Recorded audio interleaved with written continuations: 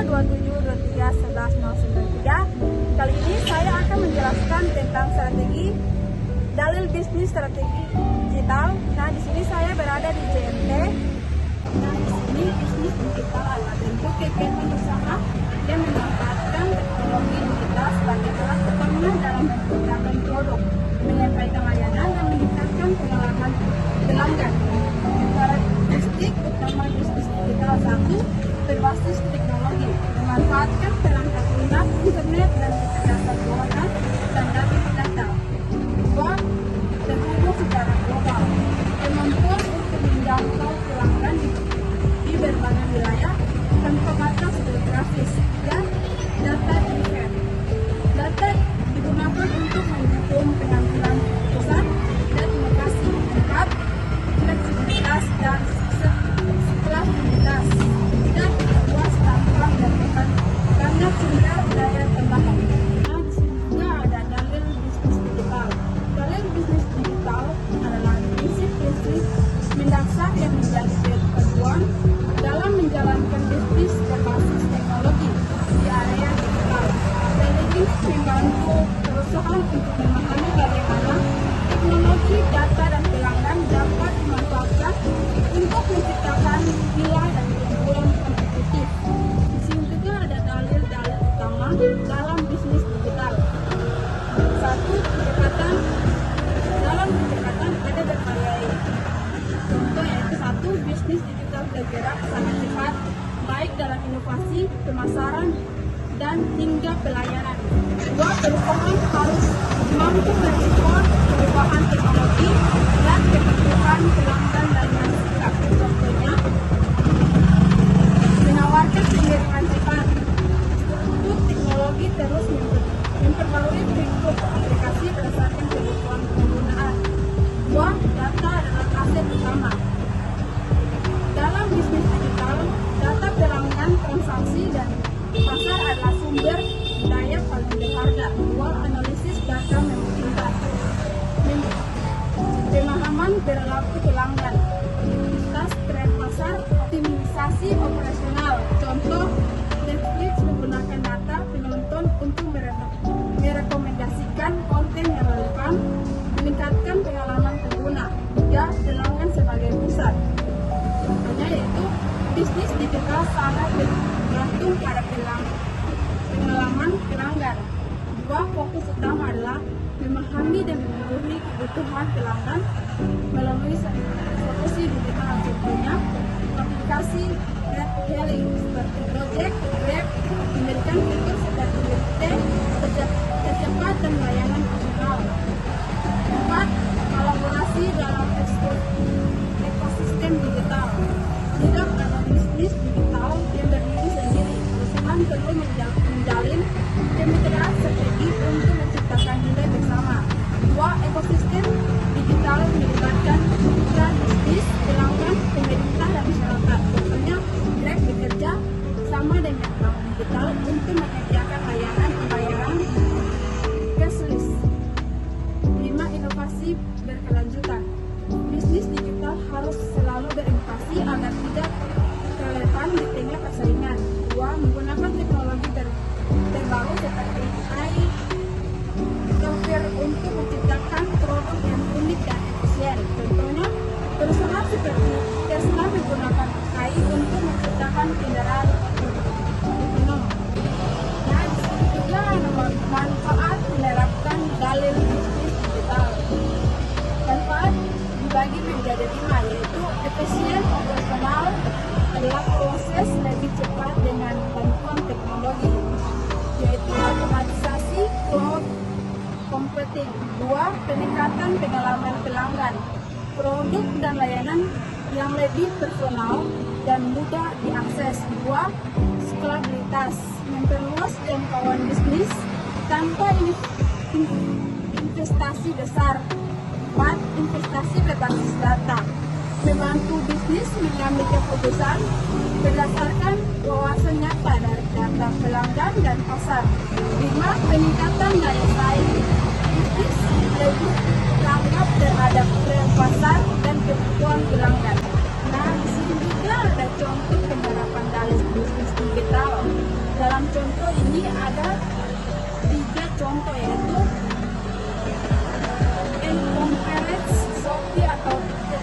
saja.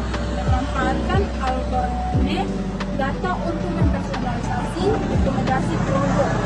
Menggunakan promosi berbasis kebutuhan pelanggan seperti diskon, pasar, dan jual transportasi online atau Gojek dan Grab.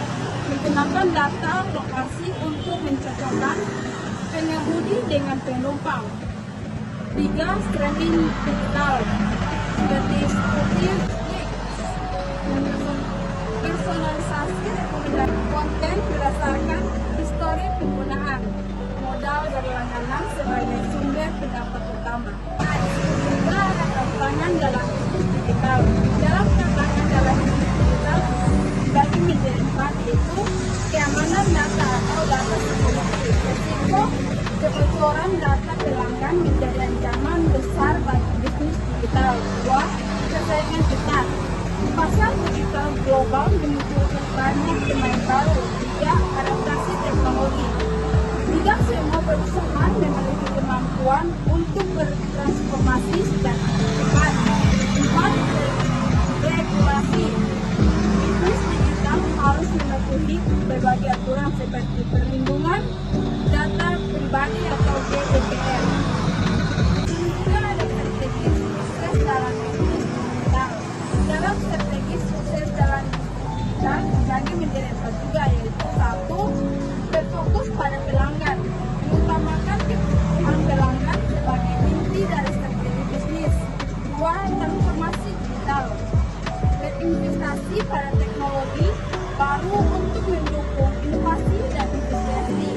3. Kolaborasi dan kemitraan, bekerjasama dengan mitra strategi untuk memperkuat ekosistem digital.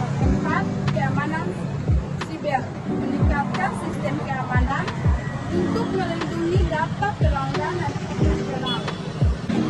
Nah, di sini juga ada kemudahan akses bisnis digital. Kemudahan akses bisnis digital merujuk pada berbagai kemudahan yang dapat dimanfaatkan oleh pengusaha atau pelaku bisnis untuk menjalankan, mengelola, dan mengembangkan usaha mereka melalui teknologi digital. Beberapa aspek utama dalam kemudahan akses bisnis digital antara lain yaitu 1. Platform online. Bisnis digital memungkinkan akses ke pasar lebih luas melalui platform online seperti website, e-commerce, dan media sosial.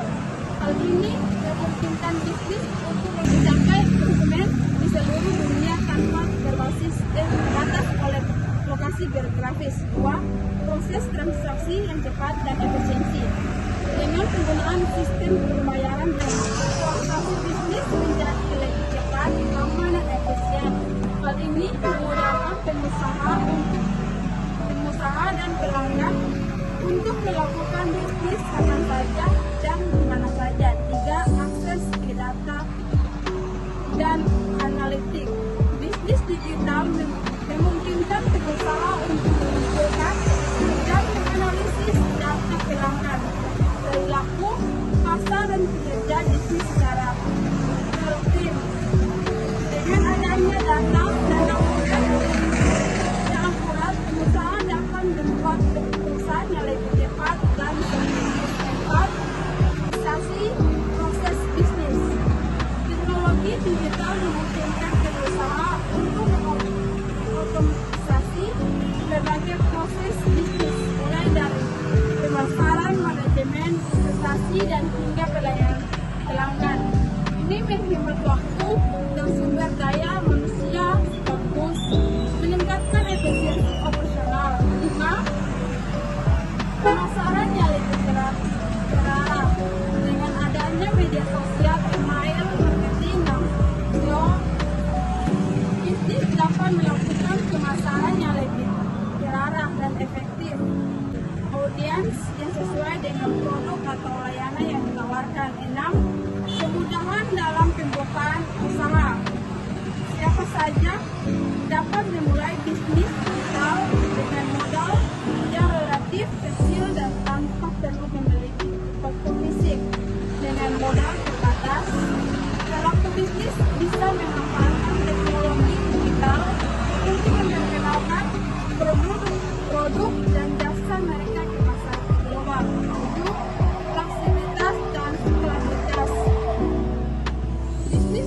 memungkinkan aktivitas dan menjalankan usaha dengan banyaknya tools. Baik, kesimpulan yang saya tarik bahwa dalam bisnis digital adalah pedoman penting untuk membantu bisnis tetap relevan dan kompetitif di era digital.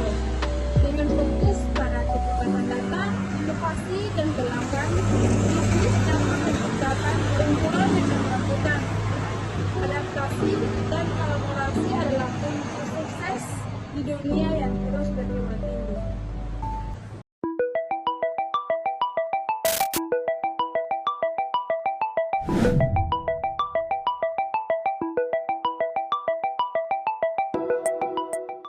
Halo guys, ini saya lagi di JNT. Saya akan mewawancari salah satu nasabah yang ada di JNT tersebut. Pantengin terus ya, jangan lupa untuk like, komen, dan subscribe.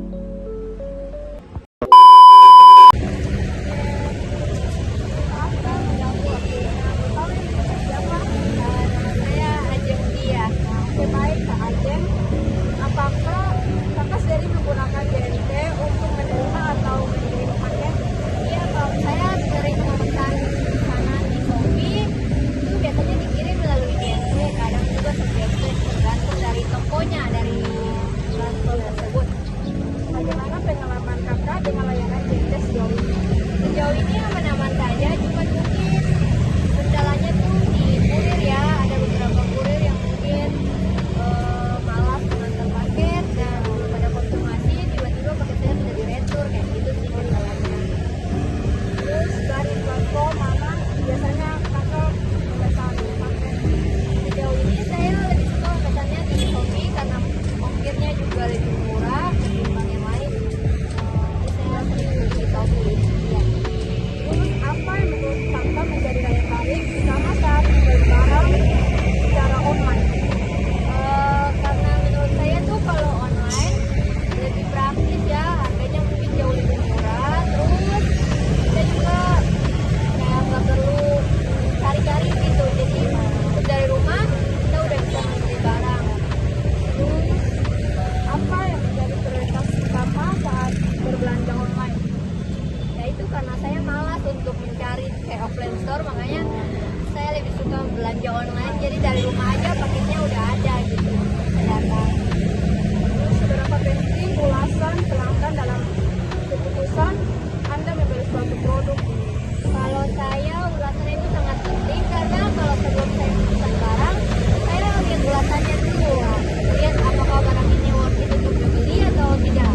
Karena kadang dari pihak toko menyediakan gambar tidak sesuai dengan barang yang datang ya.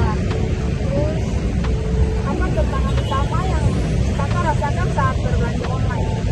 Tantangannya tuh kayak tangan saya tuh datangnya beda sama yang kalau kadang mungkin habis dikirim yang lain tipenya, terus kendalanya kan saya nggak bisa dipulangin juga barangnya, apalagi pembayaran COD kan harus dibuka dulu udah dibayar. Terus apakah kakak pernah mengalami kendala dalam proses pembelian barang? Sejauh ini saya kalau barang yang datang salah saya nggak ngembaliin sih, jadi kayak biarin aja. Soalnya agak ribet ya kalau kita harus kembaliin Jual lagi ya kan? iya, kembaliin ke pihak ekspedisi juga. Terus bagaimana pengalaman kakak dengan layanan JNT sejauh ini? Aman aja sih, yang penting kalau kulitnya nggak bermasalah, nggak ya kalau ada pesanan tuh langsung diantar gitu, jangan diretur ya. Iya. Makasih ya. Ya. Juga ada tantangan dalam pemesanan paket. Dalam tantangan ini ada 3, yaitu lonjakan permintaan pada hari puncak. Pada hari-hari tertentu seperti promo besar, jumlah pengiriman meningkat drastis sehingga memerlukan manajemen yang baik. 2, kompetisi antar perusahaan logistik. Banyaknya pilihan penyediaan layanan membuat persaingan semakin ketat. 3, kendala teknis. Masalah seperti pelacakan atau lambat atau kehilangan paket masih menjadi tantangan yang perlu diatasi. Nah, di sini juga ada strategi JNT dalam menghadapi tantangan. Yaitu 1, inovasi teknologi.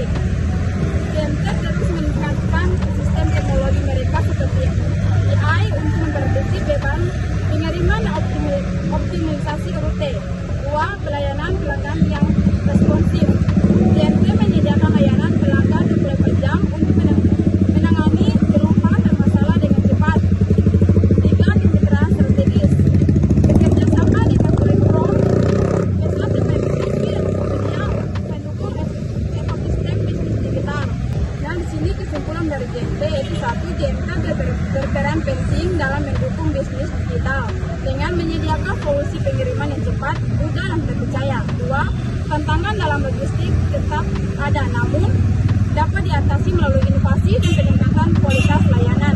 3. Bagi pelaku bisnis digital, memilih mitra logistik yang tepat seperti TNT dapat meningkatkan efisien dan kepuasan pelanggan.